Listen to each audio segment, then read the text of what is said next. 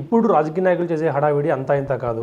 ఒకసారి ఎమ్మెల్యేగా చివరికి కనీసం కార్పొరేటర్ గెలిచినా కూడా వారి స్థాయి భారీగా ఉంటుంది.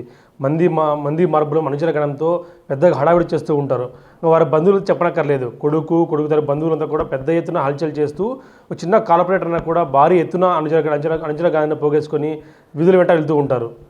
కానీ ఒక మాజీ సీఎం మనవడు అయి ఉండి ఒక వాచ్మెన్గా పనిచేస్తూ ఉన్న దామోదరం సంజీవయ్య గారి మనవడు బస్ మనతో ఉన్నాడు. సరే మాట్లాడే ప్రయత్నం చేద్దాం. అసలు ఏమిటి అంతరంగం అనేది, ఎందుకు అసలు వాచ్మెన్గా ఒక సెక్యూరిటీ గార్డ్గా స్థిరపడాల్సి వచ్చింది, ఒక సీఎం మనవడు అయి ఉండి ఆ స్థాయి ఎందుకు రాజకీయాల్లో కొనసాగలేకపోయారు అనేది కూడా అసలు మనం శ్రీధర్ గాంధీ మాట్లాడే ప్రయత్నం చేద్దాం. ఒకసారి చెప్పండి, మీరు ఒక మాజీ సీఎం మనవడు, అందులో దామోదరం సంజీవయ్య అంటే 2 రాష్ట్రాలు పేరెన్నికగా రాజకీయ నాయకుడు, కానీ మీరు ఒక సాధారణ వాచ్మెన్గా సెక్యూరిటీ గార్డ్గా కొనసాగుతున్నారు. ఏంటి సార్ రీజన్? అంతే సార్, మా పెద్దలు అట్లా సింపుల్గానే కష్టం చేసుకొని తినేది ఎట్లా అలవాటు చేసినారు. మనకి ఇంకేం హంగు ఆర్బాటాలు ఏం లేదు, కష్టపడతానని తింటానని అంతే. అంటే ఇప్పట్లో ఒక రాజకీయ నాయకుడు అంటే కనీసం ఒక 100 మంది వెంటేసుకోవడం రావడము, లేదా మంది మార్పులంగా అనుచరగడంతో భారీ ఎత్తున హంగామా క్రియేట్ చేస్తూ ఉంటారు.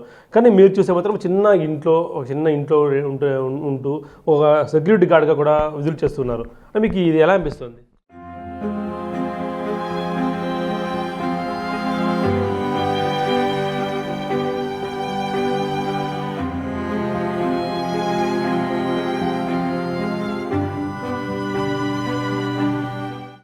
తప్పదు సార్, కడుపు కోసం తప్పదు. కానీ మా పెద్దలు నిజాయితీగా బతకాలని, నిజాయితీగా చేసుకోవాలని మాకు ట్రైనింగ్ ఇచ్చినారు. ఇదే మాకు అలవాటు అయిపోయింది. మీరు ఒక మాజీ సీఎం మనవడు అయ్యి ఉండి రాజకీయాల్లో కొనసాగకుండా ఎందుకు ఈ వేరే రంగాన్ని చూస్ చేసుకోవడం కానీ ఆయన వారసత్వం ఎందుకు కొనసాగించలేకపోయారు? ఏమీ ఇంట్రెస్ట్ లేదు సార్, రాజకీయాలు అంటే ఇంట్రెస్ట్ లేదు. మా పెదనాన్నగారు ఉండేవాళ్ళు, ఆయన మంత్రిగా ఎమ్మెల్యేగా చేసినారు. కర్నూలు జిల్లా మునుస్వామి గారని కర్నూలు జిల్లా కోడుమూరు ఎమ్మెల్యేగా చాలాసార్లు ఉన్నారు, మినిస్టర్గా కూడా ఉన్నారు. ఆయన తర్వాత మేము అంత ఇంట్రెస్ట్ చూపలేదు రాజకీయాలంటే. ఇంతవరకు అయితే ఏం లేదు సార్. మా ఫాదర్ అయితే కొద్ది రోజులు కాంగ్రెస్లో డిస్టిక్ కాంగ్రెస్ కమిటీ మెంబర్గా ఉండేవాళ్ళు. తర్వాత ఆయన చనిపోయిన తర్వాత ఎవరు ఇది లేదు సార్, మా పని మేము చేసుకొని తింటున్నాం సార్. మీరు ఎంతమంది సార్ దామోదరం సంజీవ్ గారికి మీరు రిలేషన్ ఏ విధంగా అవుతారు? మనవడు అంటే ఏ విధంగా మనవడుతారు సార్? మా father number 1 sir, number 4 Sanjeevaiah garu sir. ఆయనకి పిల్లలు లేరు, మా పెదనాన్నగారిని అడాప్ట్ చేసుకున్నారు. అట్లా ఆ విధంగా మాకు వారసత్వం వచ్చింది. దీంట్లోనే మేము పెద్ద ఆయన సంతానం కాబట్టి మా తాతగారు ఆయన చదివించడం కానీ చేయడం కానీ, అందువల్ల మాకు ఎక్కువ ఆయనకు లింకప్ అయింది. అందువల్లనే మా పెద్దనాయన కూడా రాజకీయాల్లోకి ఆయన వారసుడిగా ప్రకటించినారు. అంతటితో అయిపోయింది సార్. మీరు మాకు కనీసం మళ్ళీ ఒకసారి మనం రాజకీయానికి వెళ్దాము, మన స్థాయి చూపిద్దాము, లేదా మనము ఆ లెగసీ కంటిన్యూ చేద్దాం మీకు ఎప్పుడు అనిపించలేదు సార్? ఏం అనిపించలేదు సార్, ఏదో పని చేసుకోవడంలోనే బాగా తృప్తి ఉంది. కష్టం చేసుకొని తినే దాంట్లోనే ఎంత తృప్తి ఉంది, ఎంతో మనశ్శాంతి ఉంది. ఎందుకు రాజకీయాలంటే గొడవలు అయిన ఎత్తులు అన్ని చదరంగం లాంటి అది, అందుకని పెద్ద ఇంట్రెస్ట్ చూపలేదు సార్. అంటే ఒక సీఎం మనవడు అంటే వారికి మంది అనుచరు కానీ భారీగా ఆస్తులు పోగేసుకుంటారంటూ కూడా బయట పెద్ద ఎత్తున ప్రచారం జరుగుతుంది. అంత నిజం కూడా ఉండొచ్చు. మనం చూస్తూ రాజకీయ నాయకులంతా కూడా వారి కొడుకులు మనవాళ్ళు కానీ భారీ స్థాయిలో స్థిరపడి అమెరికా, ఆస్ట్రేలియా నగరాల్లో కూడా స్థిరపడిపోయి ఉంటారు. కానీ మీరు ఒక వాచ్మెన్గా కూడా కొనసాగుతున్నారు అంటే ఏంటి సార్? అంతే సార్, మీ నాన్నగారు పెద్దగా ఏం లేదు సార్, ఒక 5.5 ఎకరం ఉంది. అది కూడా పెద్ద రేట్లు ఏం లేవు అప్పుడు. ఇక్కడ మన కర్నూలు జిల్లా పెద్దపాడు అంటే కర్నూలుకి 5 కిలోమీటర్లు అవుతుంది. అక్కడ ఇప్పుడు కూడా మా ఇల్లు ఉంది, ఎవరైనా చూడొచ్చు. మొన్న రాహుల్ గాంధీ గారు వచ్చినారు, పవన్ కళ్యాణ్ గారు వచ్చి చూసేకి చూసే ఉంటారు అది ఇల్లు ఎంత ఉంది ఏమనేది. అంతే, మా ఆస్తి అంతే సార్ అండి. మీకు పెద్ద ఎత్తున ఆస్తులు కానీ పోగేసుకోవడం ఏం లేవు సార్. మా ఫాదర్ ఏదో సొంతలు చేసి పెట్టిపోయినాడు, అంత దాంట్లోనే ఉన్నాం అంతే. మాజీ సీఎం స్థాయి మనవడు అయ్యింది ఇప్పుడు నామోషిగా ఫీల్ అవ్వట్లేదు, ఈ పని చేస్తున్నాం మనము అంటే మామూలుగా సీఎం స్థాయి వ్యక్తులు కానీ మా బంధువులు కానీ పెద్ద ఎత్తున ఆస్తులు పోగేసుకొని వాళ్ళు ఇల్లు పెద్ద బంగ్లాలు కట్టుకొని ఉంటారు. కానీ మీరు ఎప్పుడు నామోషిగా ఫీల్ అవ్వలేదు, చిన్న పని చేస్తున్నాం మనం అనేది ఏం కలగలేదు సార్. నాకేమో ఆత్మసంతృప్తి ఉంది, జాబ్ సాటిస్ఫాక్షన్ ఉంది, బాగానే ఉంది నా జీవితం. ఇప్పుడు కూడా మళ్ళీ ఏదో పోస్ట్ అడుగుకున్నాము రిటైర్డ్ అయినా కూడా.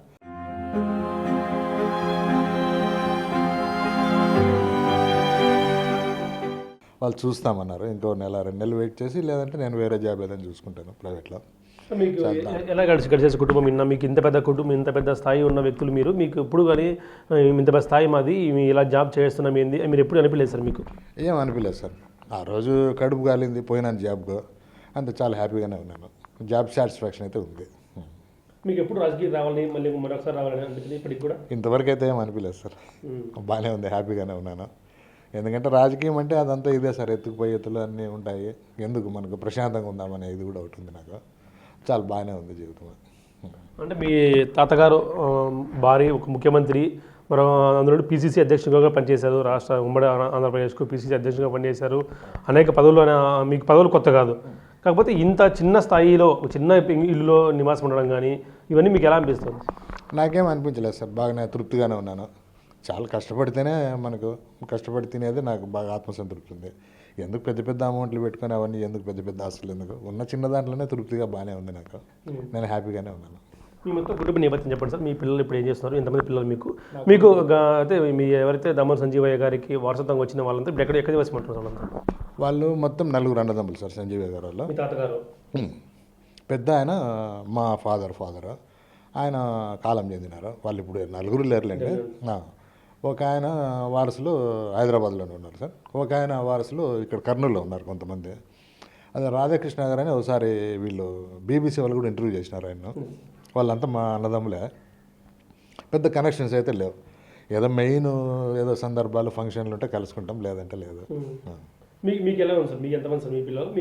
మీ సంతానం ఎక్కడ? నేను ఇదే సార్, నా కొడుకు బీటెక్ ఇక్కడే మన మహీంద్ర కంపెనీలో ఉన్నాడు ఇంజనీర్గా. అంతే సార్, ఒక్కడే కొడుకు. మీ పిల్లలకు కూడా పిల్లలు సార్? ఇంత పెద్ద మా వంశం మాది, రాజకీయం చరిత్ర వంశం మాది. మీకు ఎప్పుడే కానీ పిల్లలకు కూడా ఈ ఆలోచన కలగలేదా? ఆ రోజు ఆర్టీవీ వాళ్ళు ఇంటర్వ్యూ చేసింటేనే మాకు మర్యాద పోయినట్లుంది, మా నాన్న ఇంటర్వ్యూ ఇచ్చినాడని చెప్పి ఫీల్ అయినాడు ఆవిడ. నేను వర్ణాంతర వివాహం సార్. నా భార్య వాళ్ళు రెడ్డి కమ్యూనిటీ. నేను లవ్ మ్యారేజ్ చేసుకున్నాను. అది మీ పిల్లలకు కూడా కలిగిందా రాజకీయాలకు వెళ్దాము అనిపించిందా సార్? వాడు అయితే అప్పుడప్పుడు తిరుగుతుంటాడు సార్. నేను వద్దంటున్నాను.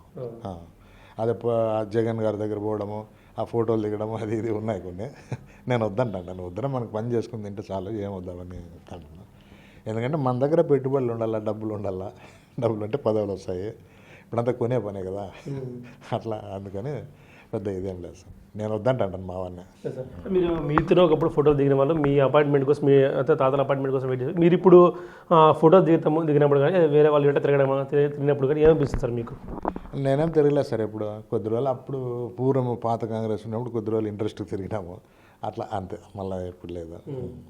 అంటే వ్యక్తిగతంగా వీళ్ళు మంచోళ్ళు కదా, బీనారాయణ రెడ్డి, ఎరిసామరెడ్డి అని, అట్లా వాళ్ళ తరఫున తిరిగినాం సార్ అంతా. వాళ్ళు వ్యక్తిగతంగా మంచోళ్ళు కాబట్టి తిరిగినాం అంతా. మీకు ఇప్పుడు కాంగ్రెస్ పార్టీ భరోసా ఇప్పుడు ఆఫర్ ఇచ్చింది సార్? ఏమన్నా ఇటీవల రాహుల్ గాంధీ వచ్చినప్పుడు కానీ ఎప్పుడైనా ఆఫర్ ఇచ్చింది? ఏమన్నా భరోసా రాండి, మీరు మీ తరం రాండి, మీ వంశం అంతా రాండి సార్, మీ పెద్ద చరిత్ర కుటుంబం మీదే.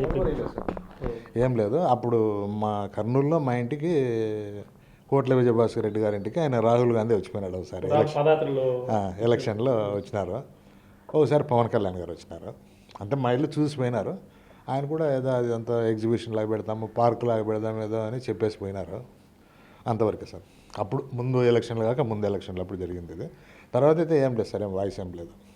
మీకు ఇప్పుడు చూస్తే ఒకవేళ మీకు మాజీ రాజకీయ కుటుంబంగా చూస్తే ఇప్పుడు పరిపాలన కానీ, ఇప్పుడు ప్రభుత్వాలు కానీ, ఇప్పుడు కాంగ్రెస్ తీరు కానీ ఎలా మారిందో అలాగే ఉందా సార్?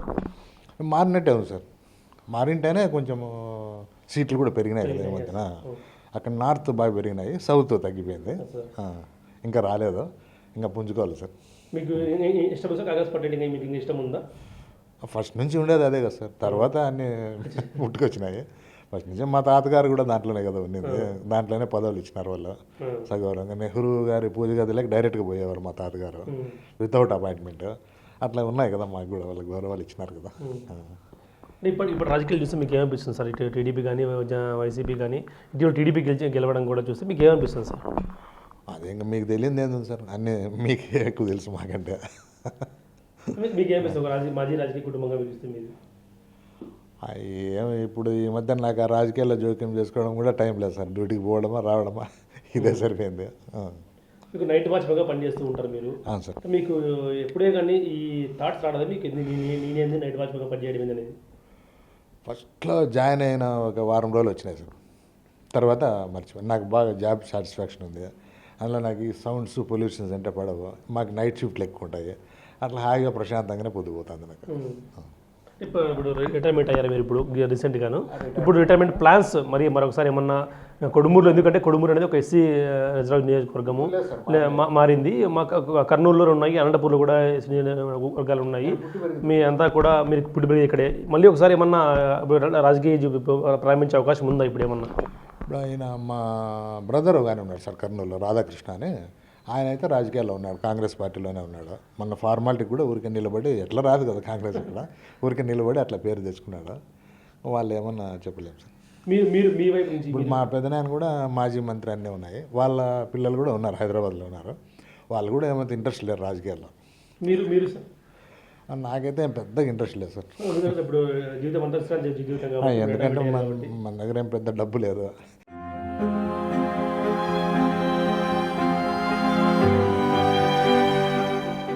మెయిన్ రాజకీయాలు అంటే డబ్బులు ఖర్చు పెట్టాలి. పాత రాజకీయాలు వేరు, డబ్బులు అటు నుంచి వస్తాయి సార్.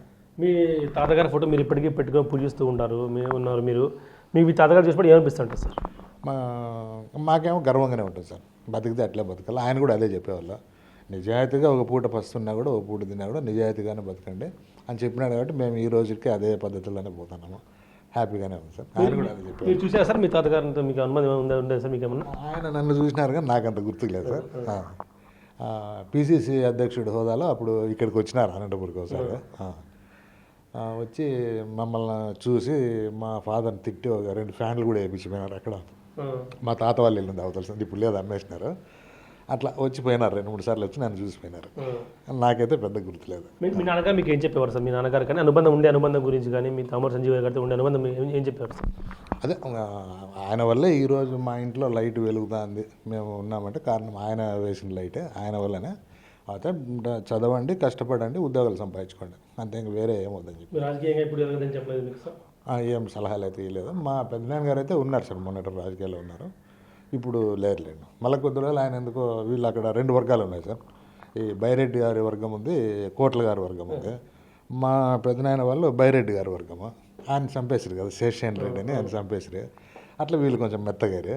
తర్వాత కొద్ది రోజులు కేఈ కృష్ణమూర్తి గారు, వీళ్ళంతా ఒకటే అప్పుడు ఫస్ట్ కాంగ్రెస్లో. వాళ్ళ ఫాదర్ మాదన్న గారు కూడా మంత్రిగా అట్లా ఉండేవాళ్ళు, ఎమ్మెల్యేగా. అట్లా వాళ్ళ సలహా మేరకు టీడీపీలో చేరినారు సార్ లాస్ట్ మూమెంట్లో. ఆ తర్వాత చనిపోయాను హెల్త్ బాగాలేక. ఆ తర్వాత ఇంకెవరు అనుకోలేదు సార్.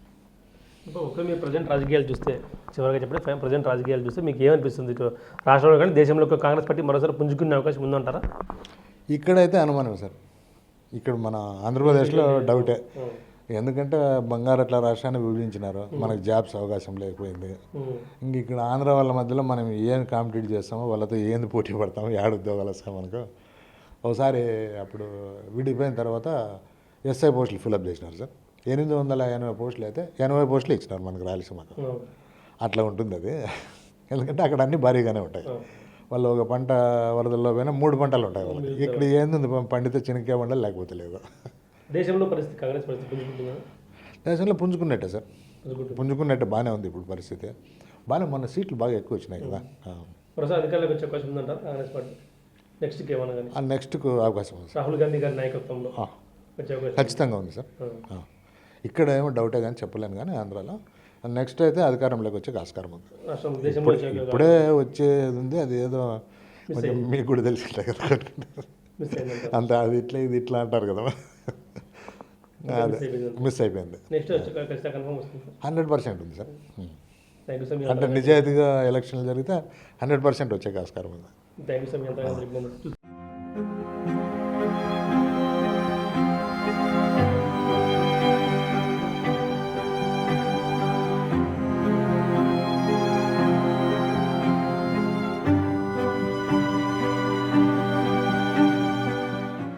మాజీ సీఎం వారసత్వం అయ్యిండి, మనవడు అయ్యిండి కూడా సింపుల్గా ఒక చిన్నపాటి వాచ్మెన్ ఉద్యోగం స్థిరపడిపోయి మాకు ఇదే చాలు, మాకు ఇదే హ్యాపీగా ఉందంటూ కూడా మేము రాజకీయాలకు వచ్చే అవకాశం లేదు, మాకు ఇంకా ఇదే మాకు హ్యాపీగా ఉంటాం, ఇదే జీవితాన్ని కొనసాగిస్తామంటూ కూడా చెప్తున్న పరిస్థితి నెలకొంది. ఇప్పుడు videos Prasad big TV Anantapuram నుంచి. For more videos like this, subscribe Big TV channel.